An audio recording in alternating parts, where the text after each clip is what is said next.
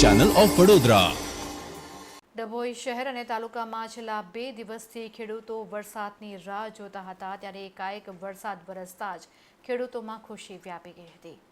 મોંઘા ભાવનું બિયારણ લાવીને ખેતરમાં બિયારણ નાખી દેવામાં આવ્યું હતું, ત્યારે હાથ તાળી આપીને ગયેલો વરસાદ વરસતા જ નગરજનો અને ખેડૂતોમાં ખુશી જોવા મળી હતી।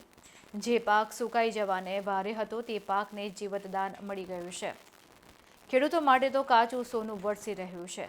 છેલ્લા 2 દિવસથી લોકો ગરમીથી પરેશાન હતા, ત્યારે વરસાદ વરસતા જ સમગ્ર પંથકમાં ઠંડક પ્રસરી ગઈ છે। ડભોઈ શહેર અને તાલુકામાં સવારે 11 વાગ્યાથી લઈને 5 વાગ્યા સુધીમાં 40 mm વરસાદ, તો ડભોઈ શહેર અને તાલુકામાં કુલ સિઝનનો 11 ઇંચ જેટલો વરસાદ વરસી ચૂક્યો છે।